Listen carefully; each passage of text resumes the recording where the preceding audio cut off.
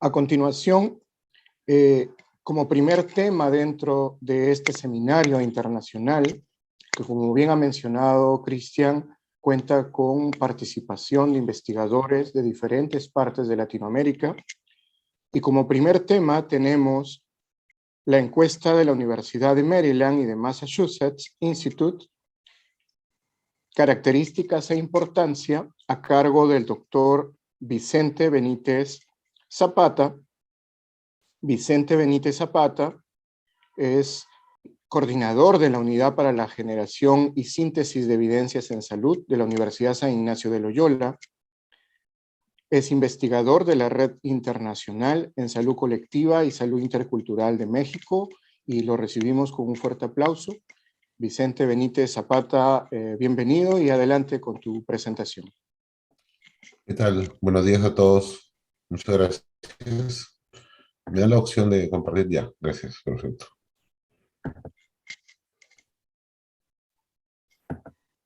Bueno, como bien mencionó mi amigo Iden, vamos a comentar un poco de las encuestas que hemos utilizado para hacer estas investigaciones.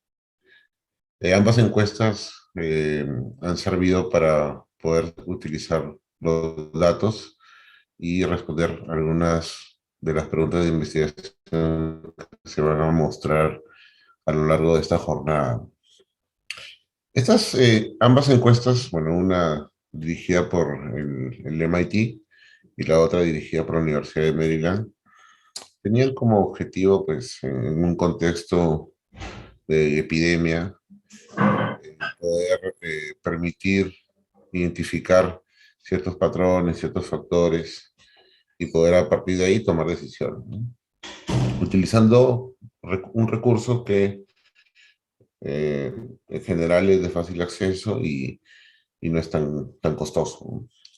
Entonces, esta primera encuesta, por ejemplo, tenía como objetivo ver las creencias, las conductas y algunas normativas que podían tener algunas poblaciones. Digamos que de las dos encuestas, esta es la que hemos utilizado para dos ideas de investigación. Una para, que la vamos a exponer en detalle más adelante, que es el tema del consumo de remedios homeopáticos, este tema de consumo de suplementos herbales con la intención de vacunación, y también justamente tema de creencias en los medios de comunicación para informarse acerca del COVID y cómo eso también puede impactar en la intención de vacunación, ¿no? Entonces, justamente son preguntas que son importantes para dar respuesta, ¿no? A lo que estaba sucediendo con este COVID-19, ¿no? Entonces, leer las creencias, comportamientos, normas de referencia, ¿no? De estas personas para poder tomar decisiones. Entonces, esta primera encuesta que fue dirigida por el MIT tuvo también colaboración de la Universidad de Johns Hopkins, de la OMS y de la Red de Global de Alerta y Respuesta para Brotes Epidémicos, que fue la que también participó en la realización a nivel global de esta encuesta. Entonces, como he mencionado, ambas encuestas utilizan la plataforma de usuarios de Facebook, porque bueno, de todas las redes sociales es la que está mayormente presente a nivel global. Entonces, el link de la encuesta iba apareciendo de manera aleatoria a los usuarios de la red, ¿no? Eh, y la idea, pues, de utilizar esta plataforma es tener, además, una muestra representativa de la misma, ¿no? Y por eso la encuesta tiene ciertas ponderaciones para reducir este tema de sesgo. También que se puede dar respuesta a la no respuesta, es decir, que me aparezca la encuesta en mi inicio de sesión de Facebook, pero yo no la quiera contestar, ¿no? Entonces, la idea de ambas encuestas, porque en realidad comparten más o menos la misma metodología, era esa justamente, ¿no? Tener una población representativa de la plataforma para cada territorio donde se estaba haciendo la encuesta, ¿no? Entonces, para el caso de esta encuesta, sí eh, se utilizó dos aproximaciones, dependiendo del país. algunos países donde ellos consideraban que había una cantidad suficiente de usuarios para muestrear, o sea, donde podían, digamos, realizar un buen muestreo. Ahí realizaron diferentes oleadas, o sea, diferentes cortes de tiempo, en 2 semanas, entre septiembre del 2020 y febrero del 2021. De esa forma pasaron esas 2 semanas y comenzaron a lanzar por oleadas el cuestionario hasta que completaron, digamos, las cuotas de muestreo, ¿no? Porque la idea era llegar a más o menos a un estimado de 3.000 encuestados. Ahora, cuando sentían que el país era más pequeño, que de repente no iba a funcionar bien ese tema del muestreo por olas, entonces lo que hicieron es hacer una encuesta única, ¿no? Y también pues tenía el mismo objetivo, ¿no? Era llegar a más o menos 3.000 encuestados también, ¿no? Y lo hicieron en 2 oportunidades, mientras que en la otra fueron en múltiples oportunidades durante 2 semanas. Entonces acá se hizo en julio del 2020 una primera toma, en la segunda aproximación, y también en noviembre del 2020. Pues más o menos esa es la distribución de los países, de cómo se realizó. El color naranja significa que se realizó en oleadas 2 semanas, ¿no? Como ven, por ejemplo. Y el color azul significa que se realizó 2 veces, ¿no? De manera instantánea, 2 veces. Entonces, bueno, como verán, casi toda América Latina está cubierta, a excepción de algunos países, bueno, de Centroamérica que no nos cubrió. Y bueno, en África, por ejemplo, tampoco hubo mucha cobertura, ¿no? Y tiene que ver mucho con el acceso a las redes también, ¿no? En el caso de nosotros no se sabía mucho porque Latinoamérica sí es muy usuario de Facebook. Entonces, todos los estudios que hemos realizado son hechos en Latinoamérica, utilizando esta ventaja que nos da el gran uso o el uso masivo que tiene Facebook por acá. Entonces, les mencionaba que existen algunos métodos de ponderación que han permitido que esta muestra sea representativa. Se han corregido los sesgos, ¿no? El sesgo de muestreo, el sesgo de no respuesta. Entonces utilizan técnicas de post-estratificación y modelos de no respuesta a partir de ya una metodología previa que se tiene, que utiliza pues muestreo y ponderación, ¿no? Según la metodología de Barr y Groff y Lieber. Entonces hay una primera aproximación que decide, un primer algoritmo, que decide a quién va a presentar la invitación para participar en la encuesta, ¿no? Eso tiene que ver también con el área geográfica, la cantidad de usuarios que hay en ese momento en esa área geográfica.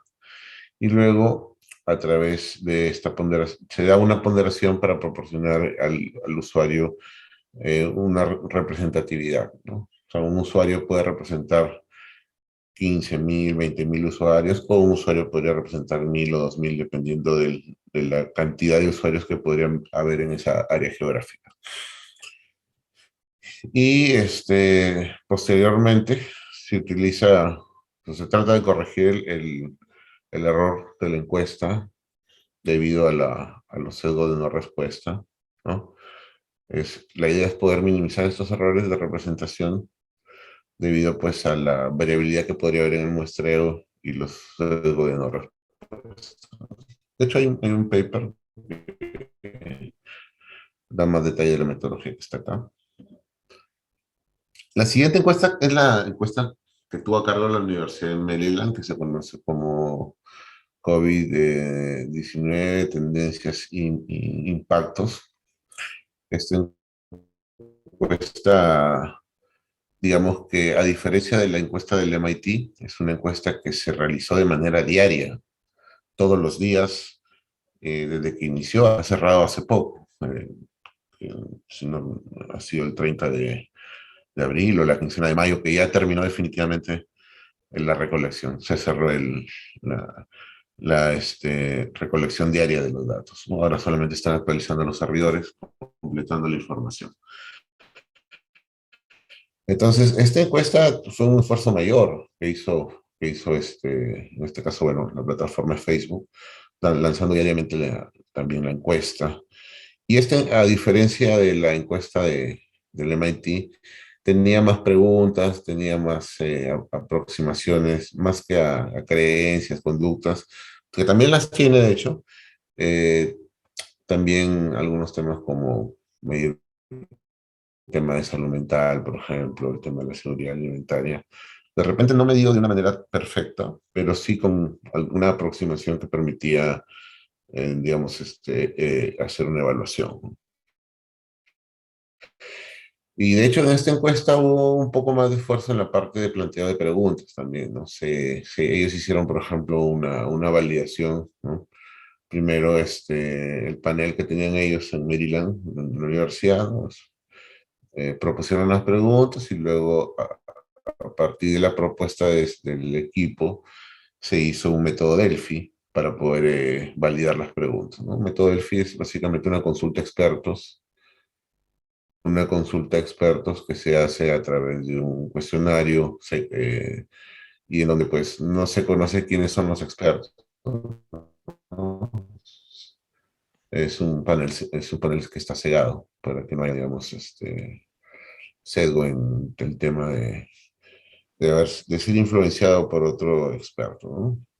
Entonces, tiene varias secciones esta encuesta que nos ha permitido, que es la que más nos ha permitido hacer estudios de investigación y en diferentes momentos de la pandemia, ¿no? En algún momento hemos analizado, este ejemplo, cuál era la prevalencia de personas con síntomas compatibles con COVID, de acuerdo a la definición clínica de la OMS, o cuando queríamos ver el tema del el uso de estrategias no farmacológicas para mitigar el contagio de COVID-19, cuando vimos el tema de seguridad alimentaria también al inicio de la pandemia, o el tema de las diferencias que podrían haber por género entre hombres y mujeres en temas de salud mental, ¿no?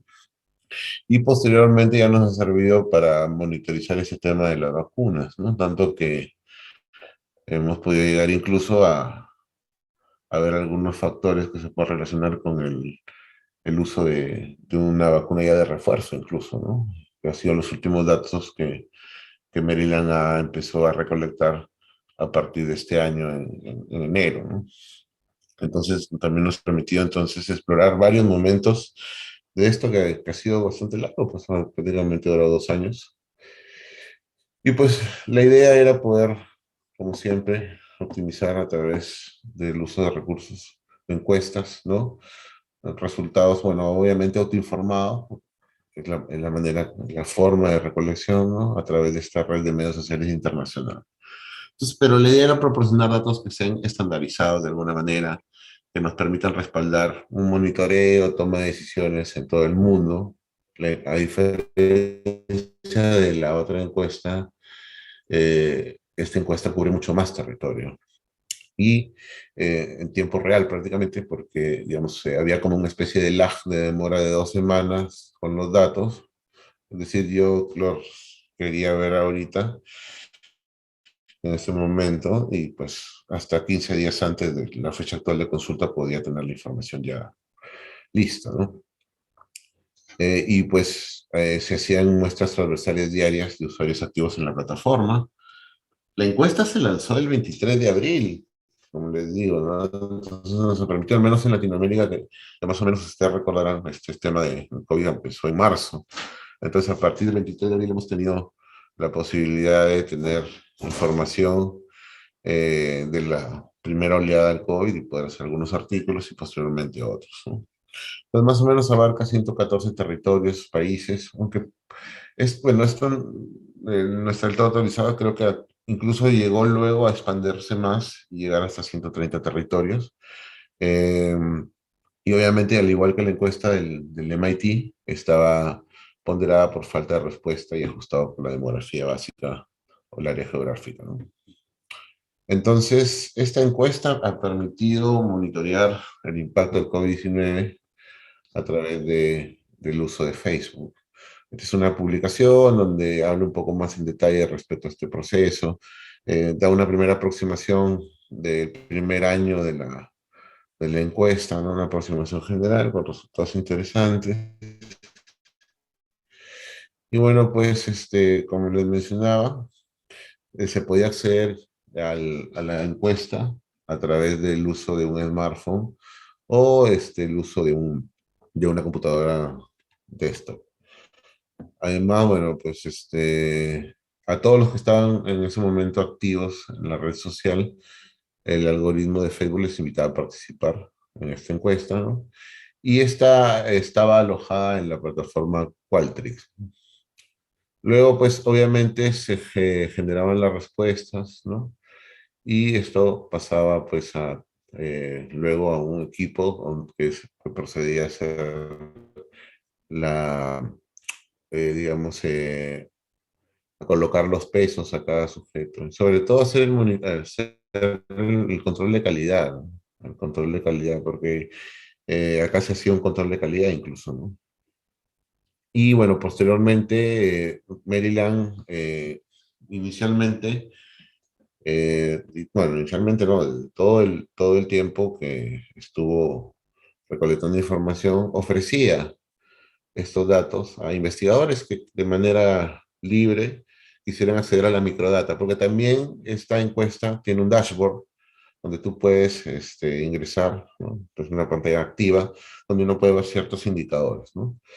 Que ya están, digamos, agrupados. Pero si uno quería la información individual a nivel de microdatos, podía solicitarlo. De hecho, así fue como nos enteramos de las encuestas a través de un correo. Llegó un correo, lo leímos y conversamos como grupo, vimos el cuestionario, vimos que había bastantes posibilidades y decidimos aplicar, utilizando, digamos, para aplicación a la Universidad de San Ignacio de Loyola porque tenía que hacerse una firma de un acuerdo de confidencialidad de utilización de datos. Entonces se generó una postulación, en la primera ronda aprobamos y nos pidieron pues, la documentación para la firma de un acuerdo de uso y posteriormente al acuerdo de uso eh, ya hemos podido utilizar los datos, se nos dio una clave, una contraseña para poder ingresar a su plataforma de datos y poder descargar los Exceles donde están digamos, los datos de manera diaria, porque como le vuelvo a repetir, acá la información se recolectaba todos los días, desde el 23 de abril de 2020. Yo renuncié el acuerdo de uso porque primero nos dieron plazo un año y bueno, pues nos ha ido bien publicando estos datos. De hecho, somos el grupo que más, digamos, ha estado activo con esta información y hemos, digamos, tenido buena cantidad de citaciones ya en los artículos que actualmente están publicados y prácticamente uno o dos están ya en revisión por pares y están a punto de salir publicados de todo lo que se ha presentado hoy o se va a presentar hoy. Como acá pueden ver, por ejemplo, también que, por ejemplo, para temas de muestreo se tenía en cuenta el ingreso per cápita, por ejemplo, ¿no?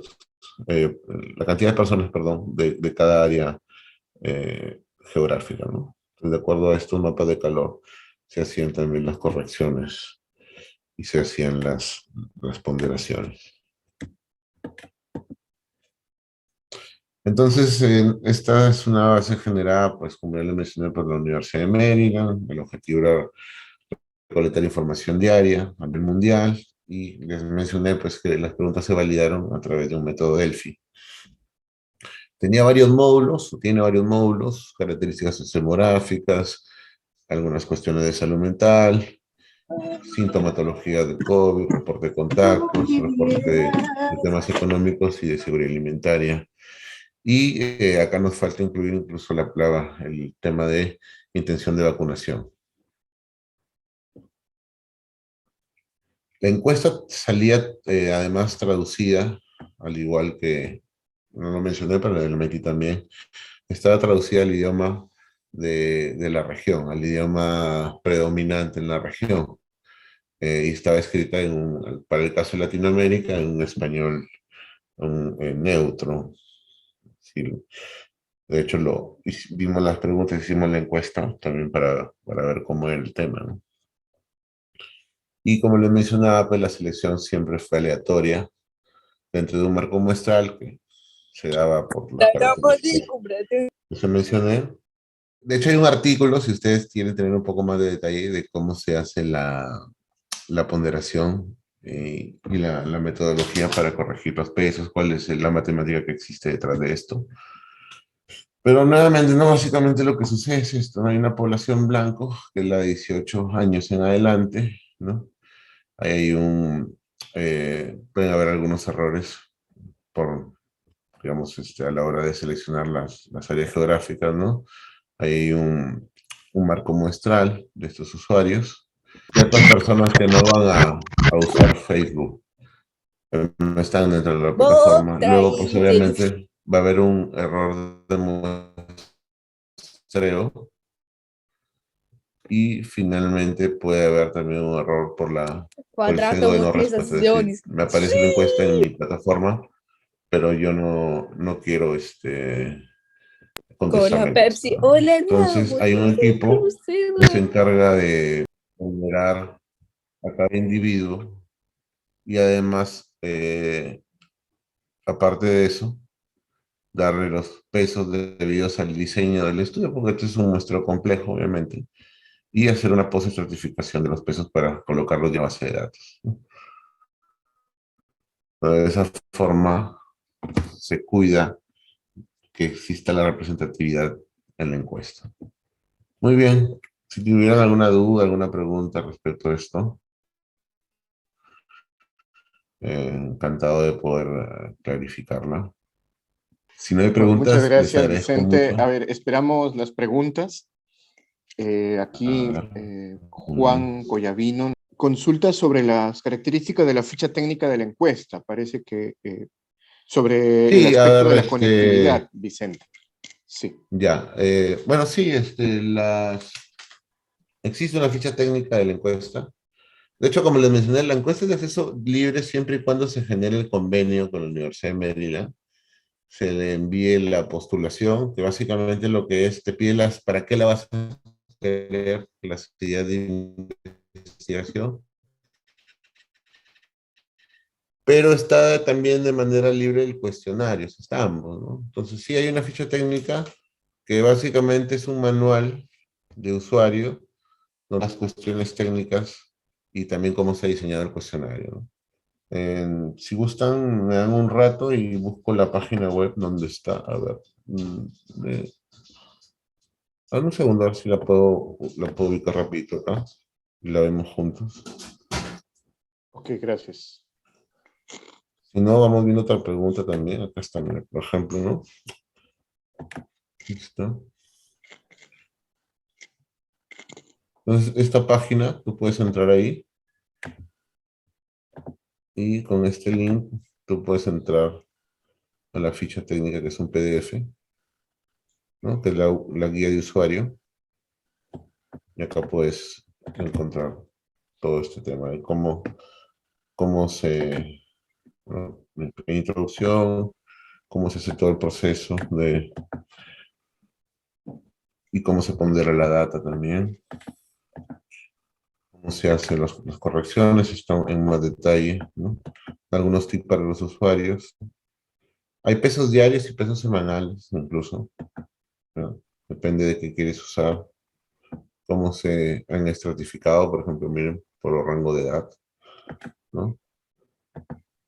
Y así varias cuestiones, ¿no? Algunos códigos en R para los que manejan R o en Stata, ¿no? Como hay que correr alguna de las estimaciones, ¿no? Entonces, eso. Y básicamente, principalmente es este paper, ¿no? Que lo presenté, ahí donde hay mayor información respecto incluso a la parte metodológica y algunas otras cuestiones más acá. Bueno, vamos a poner el enlace. Si alguien quiere tener más detalle, Ok. déjeme colocarlo en Hay el chat. otra pregunta, Vicente. Nos mencionan, en todo caso, a qué poblaciones se puede extrapolar los estudios Claro, que han realizado en estas encuestas y que nos has muy buena compartido. pregunta. Estos estudios son extrapolables a la población usuaria de Facebook, que tiene determinadas características, donde probablemente la mayoría son jóvenes, de determinados estratos sociales, probablemente, eh, probablemente con ciertas características en especial, pero representativa de Facebook, porque la encuesta ha cuidado justamente esta representatividad. Ahora, según la información que tenemos, más o menos pues en Latinoamérica de cada 5 personas, 4 están en Facebook. Entonces, prácticamente, de alguna manera, sería representativa de la población en general, ¿no? Con la consideración de que hay algunas personas que no están en la plataforma. Y bueno, con la atribución también de que probablemente haya población un poco más joven de la que usualmente debería haber, digamos, en la población general por un tema de que hay ciertas personas mayores que no usan la red social, ¿no? Entonces sí, es importante la pregunta porque es importante entender a qué población estamos extrapolando la información, ¿no? Pero digamos que prácticamente estaríamos, digamos, extrapolando los resultados a la población general de Latinoamérica, ¿no? Con ciertas, digamos, restricciones por estos temas del uso de la plataforma. No, se consideró los territorios por áreas geográficas en específicas. Ahí, de hecho, hay una variable con un código de área geográfica.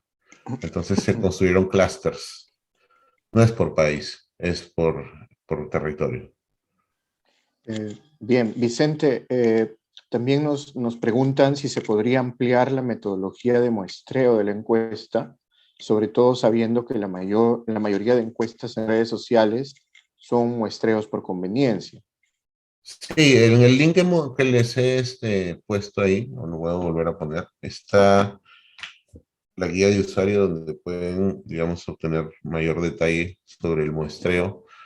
Pero lo que básicamente se hizo, pues, fue hacer, como lo había mencionado en la exposición, era hacer un algoritmo que permitiera, digamos, tener una muestra representativa, ¿no? Una manera de hacerlo fue justamente muestrear de acuerdo a la cantidad de sujetos que había para cada área geográfica. Entonces, donde había mayor cantidad de sujetos, digamos que aparecía cierta cantidad de encuestas, y donde había menor cantidad de sujetos, cierta otra cantidad de encuestas, y eso se ponderaba, por ejemplo, ¿no? Entonces, de esta manera lo que se trataba de hacer era cuidar la representatividad, ¿no? Ahora, como les mencioné, de hecho, en el artículo mencionan el uso de pesos diarios, pesos semanales, ¿no? En el caso de nosotros somos solo pesos diarios. Entonces, en efecto, ¿no? La mayoría de encuestas por redes sociales no son representativas de la red social probablemente, ¿no? En el caso de nosotros, nuestros resultados son representativos de la red social Facebook, pero obviamente, pues, con esto que mencionamos, podríamos decir que podrían ser representativos de la población general de Latinoamérica. Muy bien, gracias.